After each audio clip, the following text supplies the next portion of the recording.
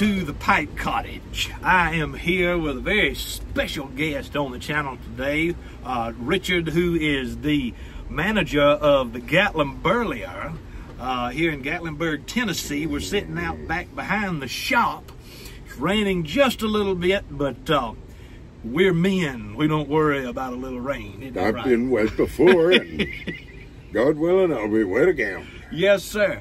Richard, well, let's just, for those people who follow the Pipe Cottage and don't know about this store and don't know about your history with the store, when did you start working here? It was on the 17th day of April, Alan, 1986. So that's, as of this filming, 37 years ago. Yeah. And change. You started working here 2 months before I was born.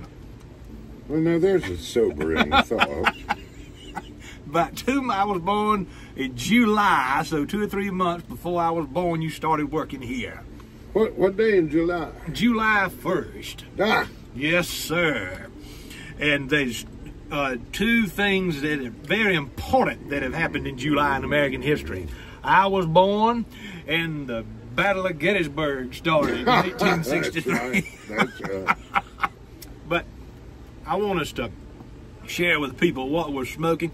I just bought this pipe here at the Gatlinburlier, and it's an olive wood pipe. I have never had an olive wood pipe before, and Richard was telling me about the gentleman who makes these. He's out of Bardstown, Kentucky. Is that right? That's right. His name's Richard Epley, and he has quite a wild imagination. He's made pipes that look like Tinker Toys. Well, just if you can imagine it, I have a pipe from him in my collection, a gift from him, that looks like it was painted by Salvador Dali, I promise you. It's a very surrealist take on a pipe, and it smokes wonderfully well. Much better than a Dadaistic pipe. Well, Richard, what pipe are you smoking? Today, well, at the moment, as I always carry 3, maybe 4. Yeah, that's the way to do it.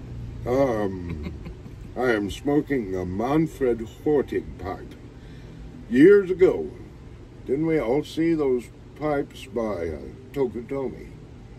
Hiroyoshi Tokutomi.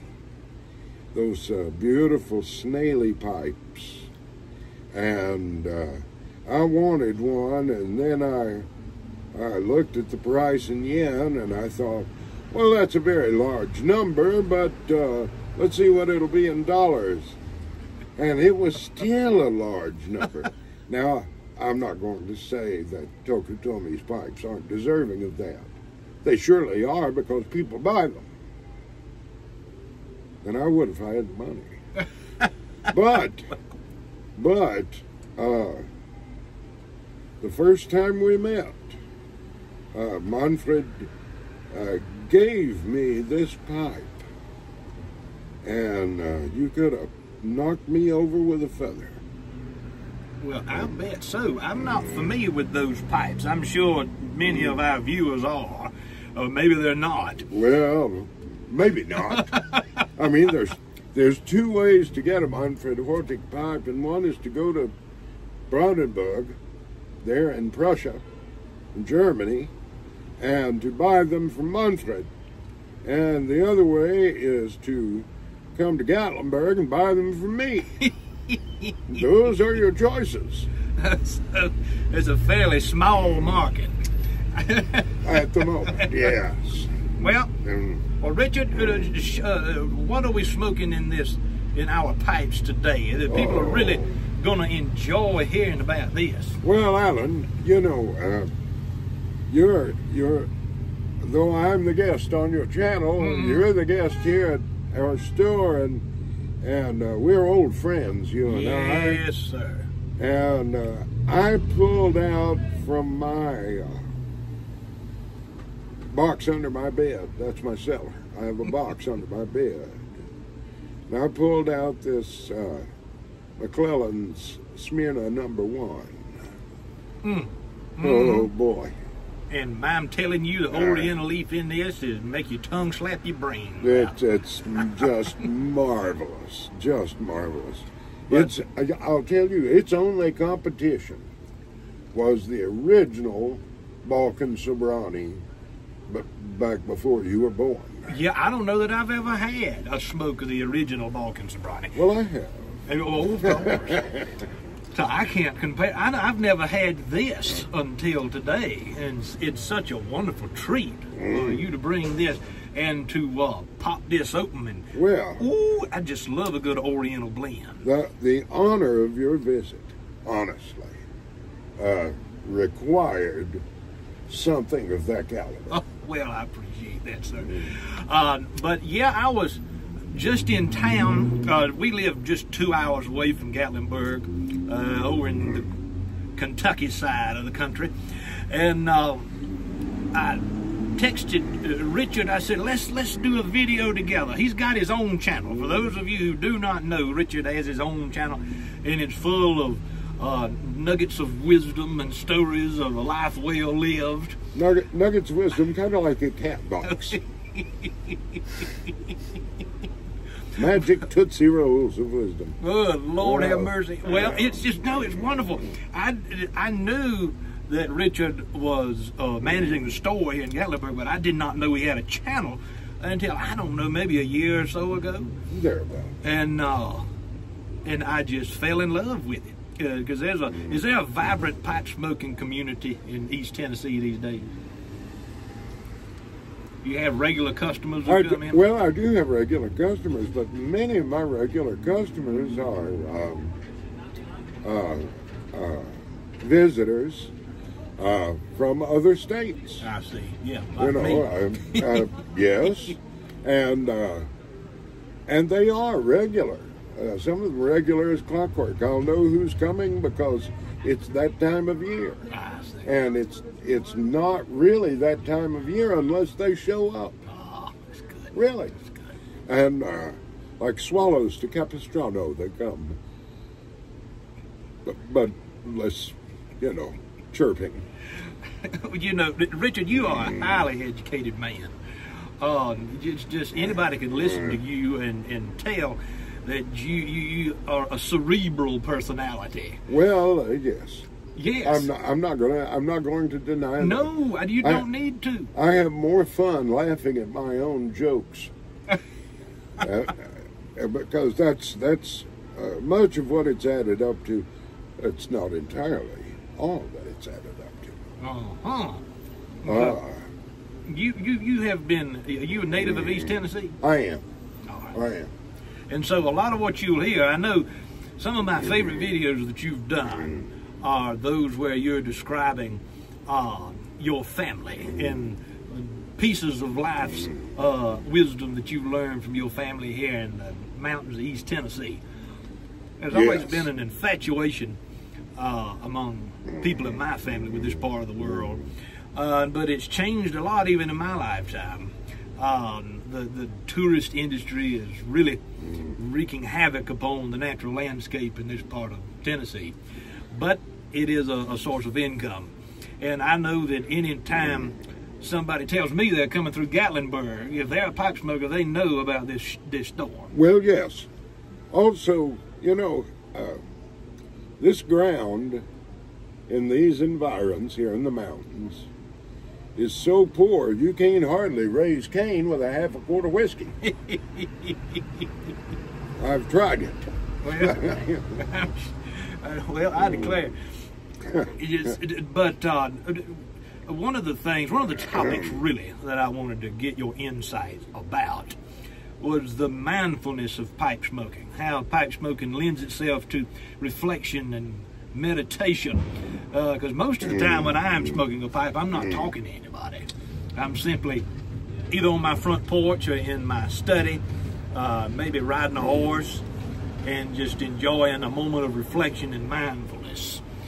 Do you have any? I mean, wouldn't you agree that the pipe lends itself certainly, yes, to this cerebral lifestyle? Certainly, yes, but and a bit more. Yes.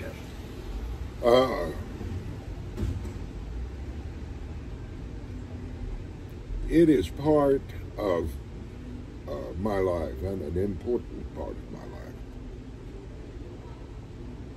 to examine myself, my behavior, my conscience, to know where I am failing in my life goal, and not to know where I'm succeeding, Yeah. but to know where I'm failing. Yeah. My successes are things I don't have to worry about. It's my failures I have to worry about. Absolutely, yes, sir. That's the same with all of us. I've told my audience that recently I decided to join the Catholic Church, and we're actually going to be confirmed on November 12th. Oh, really? And so it's coming up fast. Yes, it is. And when I read these Catholic writers that I have been enjoying, Chesterton and Hilaire Belloc and people of this nature, even C.S. Lewis, who never became Catholic, but he was on the verge of it several times. Well, I think if we'd got to him first, he'd have been Orthodox. That's right. You are Orthodox. I am Orthodox. And have you always been Orthodox? Or, No, I'll tell you how that happened. I'd love to know. In the 6th grade, my family moved into the countryside, deeper into the countryside. And I wound up going to elementary school for the last 2 years, because that elementary school ended with the 8th grade back then. Mm-hmm. And during those 2 years, I made friends with a man by the name of Charles Robert Davenport. And I will never forget his name because of the great benefit that he was to me, and even to my family as a whole. Here's how.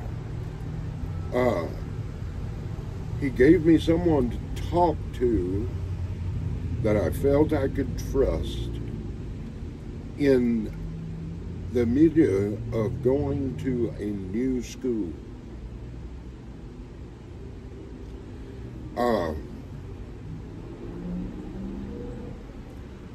I was an eccentric child,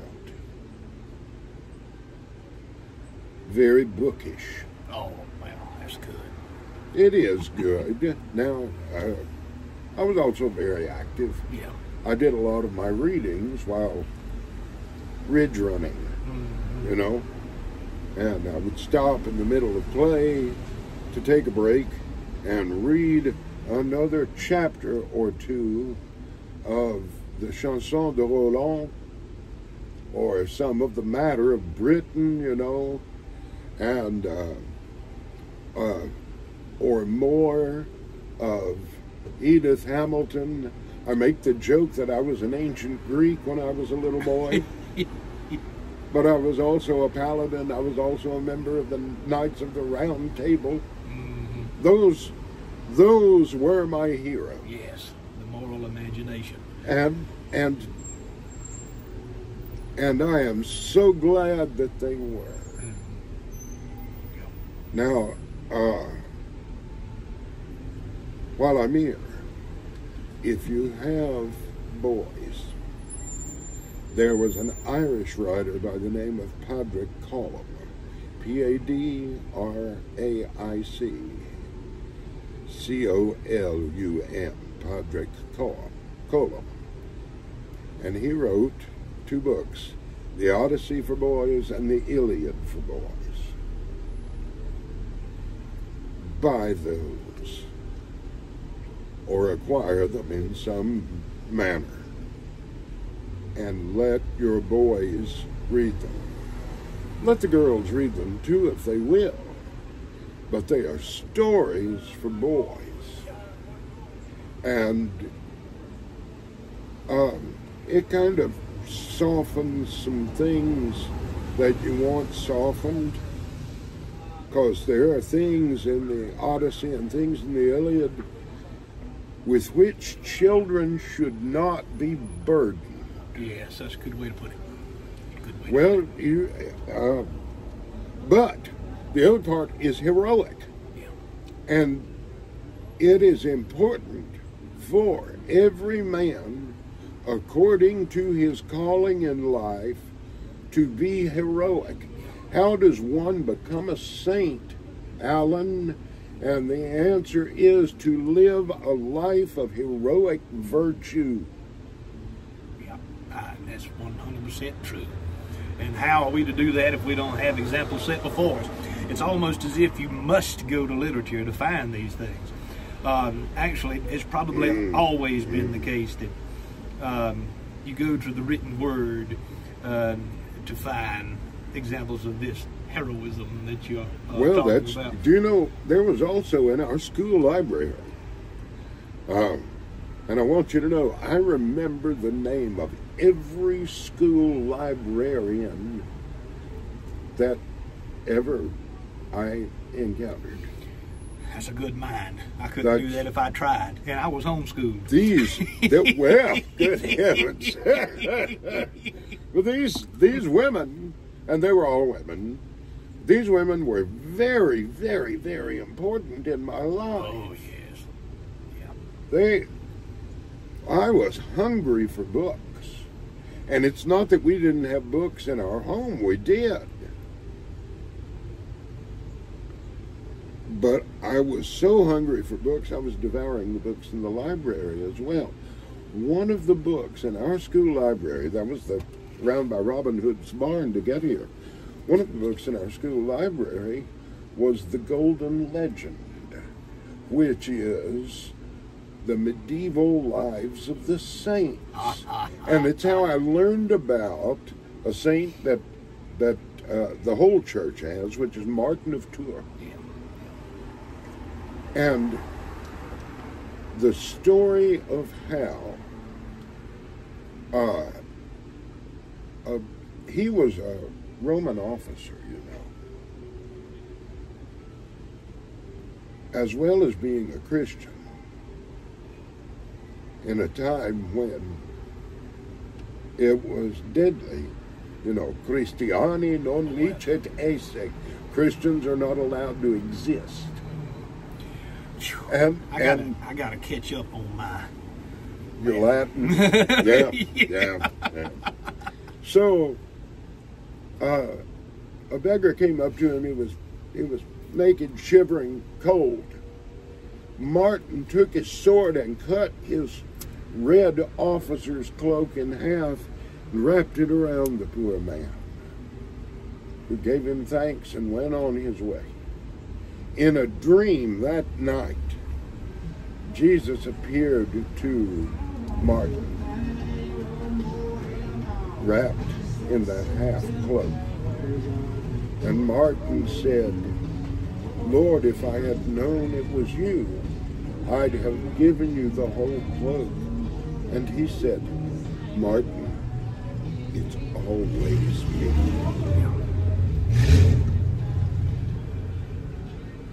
A boy can't read those words without being changed by them forever. Martin, it's always me. My goodness gracious. I think folks who do not read and who do not develop a life of the mind, to some degree, you're missing out on an essential part of human existence. I mean, that's what makes us so different from any part of the created order, is our ability to reason, to make decisions. And anytime I sit down to a pipe, I'm very seldom reading when I'm smoking a pipe. I find it difficult to do those two things at the same time. I use the pipe as a means through which to reflect upon something that I may have been reading. And there's a tradition of that called Lectio Divina. Are you familiar with it? No. Oh, it's one of the great treasures of monasticism. It's Lectio Divina. And what it is, and you can do it at home, Kids, try this at home. You read till you come to the thing that appeals to your mind, and then you stop reading. And you reflect on that, and you follow it through all of the labyrinth of thought that will unfold before you. And, you know, our Adney, like our stomachs or the weather or some sort of discomfort, will call us back from being lost in that labyrinth. That's the thing. I used to go to libraries and do research for graduate work. Some of it I enjoyed, a lot of it I did not. Because nowadays in the history profession you have to read a lot of stuff that's really insignificant. The history of underwater welding could easily be a topic that you would be reading about. And all the while I'm writing. That doesn't sound like it's without interest. Well, I'm sure it does have something of interest. But it's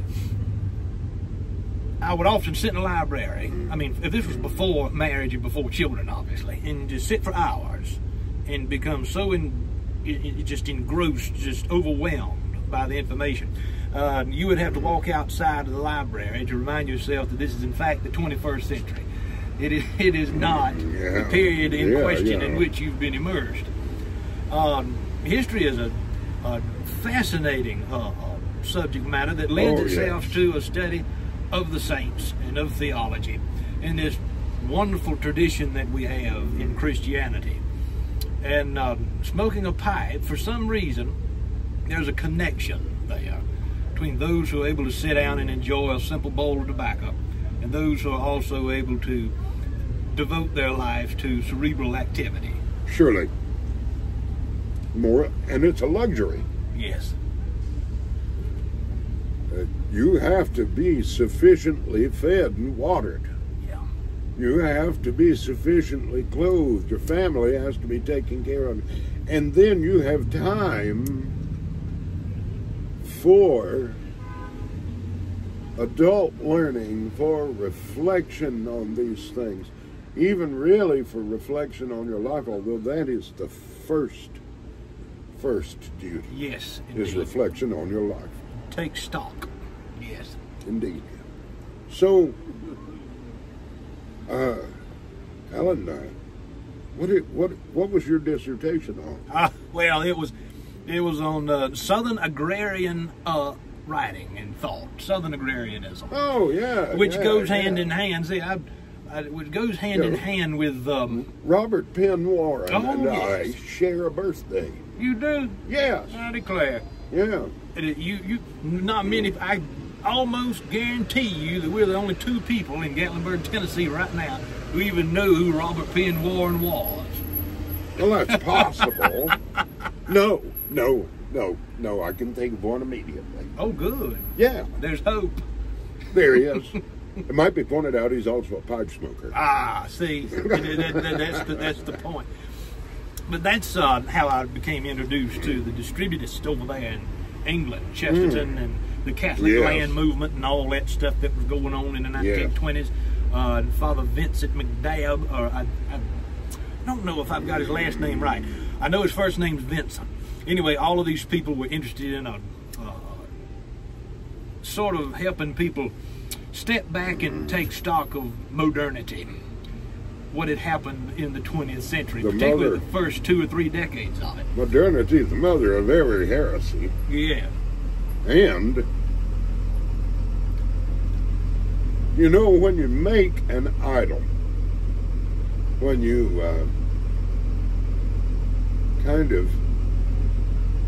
you're kind of inventing a god. Yeah. And logismos, as it would be called in the Greek patristic tradition,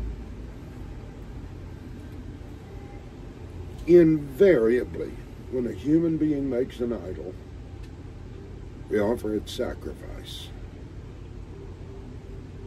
The bigger that idol is, and it can be any sort of ism, because chatzag vechakak, as would say in Hebrew, you're cutting and carving an idol here by inventing an ism. We offer its sacrifice. It almost inevitably, once that idol comes to be inhabited by a fallen being, maybe an asomatic fallen being, a bodiless being, we offer it sacrifice, and it turns into blood sacrifice. Inevitably. And because we partake of the benefit of that blood sacrifice, we become little better than cannibals. When you come up with an idea that somebody else has to die for, you may as well be eating their flesh and drinking their blood. Man, I tell you what, you've given a lot of thought to this, Richard. Yes, and wondered how guilty of it that I am. Oh, that is humility is a lesson that I have had to learn the hard way. Yeah, well, the hard way. Those who are not humble will be humiliated. And it's because there's absolutely nothing that I am that I can ever be outside of Christ. That's it. Yeah. And I can't elaborate on that any more than to simply say you've got to approach Christ with reverence and humility, and bear a cross that is oftentimes going to be uncomfortable, if not always. But I know what you're saying about the isms and the ologies. And I'll go back to what you were talking about, reading being a luxury. I think it was John Adams said something to the effect that he is a politician so that his children can be scientists and so that his grandchildren can be poets. Yes. It's something along that particular trajectory. But we have so many luxuries in Western civilization now, if we can still call it civilization. It used to be called Christendom, of course. I'm for bringing Christendom back. We have so many luxuries, it's almost as if trying to figure out which blend of pipe tobacco you're going to use is sort of a first world problem. Yes. Yeah, they are there. But I do think that at the end of the day, if we enjoy our pipes the way they're supposed to be enjoyed, and just take it slow and meditate and reflect, take stock, as Richard said, not only of material you've been reading, but your own life, your heart and your mind. And there is a connection, I do believe, between pipe smoking and this larger story of Christendom, or whatever we want to call it. Well, also, there's the origin of pipe smoking at all, which of course is to be found here on Turtle Island. The native name for the North American continent. Did you not know that? Yeah, but I was trying to think of the name of the pipe.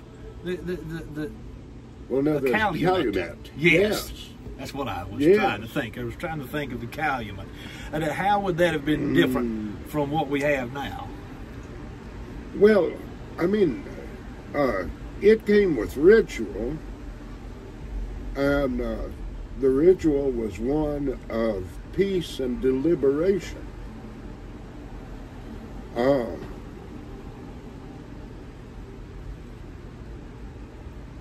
But more important, really.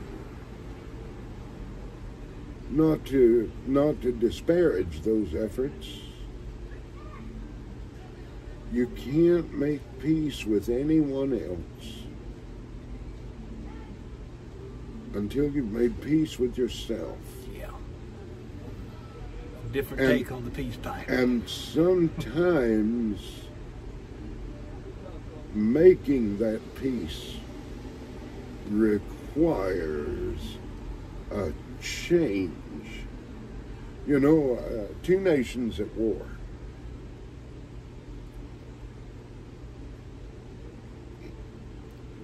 Have to quit making war before there can be peace. And just quitting making war is not peace. It means changing the way you think about the other. It's changing the way you think about yourself. And that does require humility, and it requires love. There's no peace without humility. There's no peace without love. And at some point, what you have to decide in the midst of your pipe smoking, and it will be then, in the midst of your pipe smoking, you have to realize, oh, what the hell, it's just me. I'm just me. I'm no better, and God help me, most times I'm no worse. Yeah. Sometimes, but most times not. A friend of mine from Pennsylvania told me once that peace is a commodity that everybody is seeking now. They're trying to buy it. They're trying to find it in any kind of form. Because there's so little of it. Yes. And it's not to be bought with money. No, it can't be bought with money. It's an interesting concept because there's so much turmoil. I mean, ever since, I think, I have met more people who've gotten into pipe smoking because of or since the COVID episode. People who just didn't have the time or the interest to take up pipe smoking, they're sitting at home and they want a new hobby or something of that nature, and they pick up the pipe. And but what's happened at the same time is that the world is seemingly more and more chaotic. There's little peace to be found in individual lives for the most part, and I think that's a shame and a disgrace. If the pipe can help somebody to sit down and reflect upon their own lives, then I think it serves a purpose. I think it's more than simply a piece of wood and some tobacco leaf. There's a larger history and a tradition behind it. There surely is. Yes.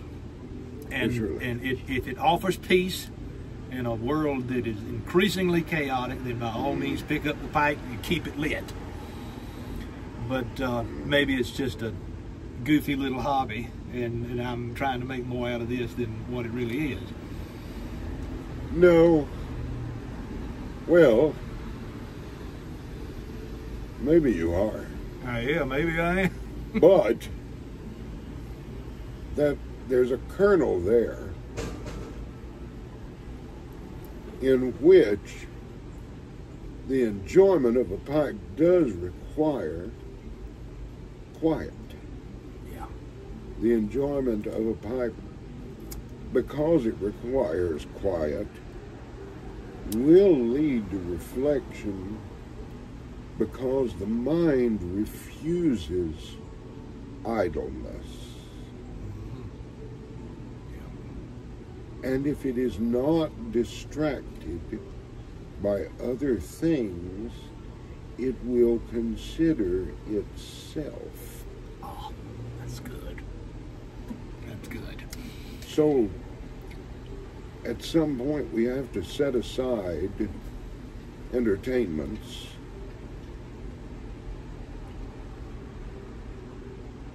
at some point we have to set aside even the listening to good music. the reading of good literature, and even of holy books. All of that has to be set aside. And that moment of stillness experienced so that the mind can reflect on itself. Now, let's talk just for a second about what the Syriac fathers have to say about that. They compare the still mind to a limpid pool. And if that pool is clean, if the waters are clean, then the reflection is accurate. And if the reflection is really, really accurate, what the mind beholds in itself is in fact the image and likeness of which it was created. And what happens when we see him as he is? We shall be like him, for we shall see him as he is. Yes, yes. Every man that hath this hope in him keepeth himself pure, even as he is pure. That's just beautiful. First John chapter. And absolutely correct. Yeah. Well, yeah. It's apostolic teaching. That's right. Absolutely correct. Richard, we need to draw this to a close. We're already been going for close to 40 minutes.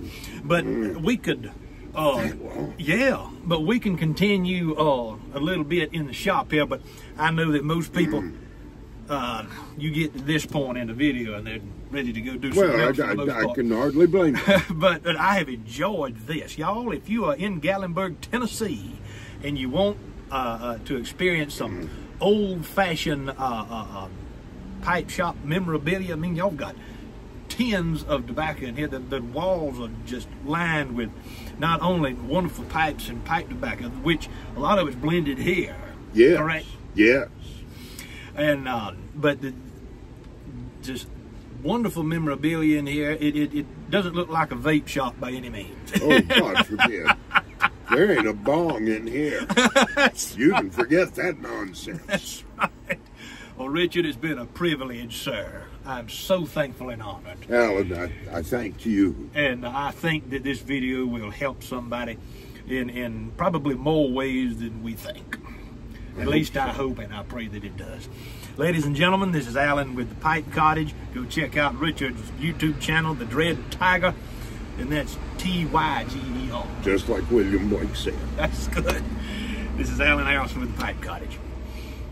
We'll see you next time.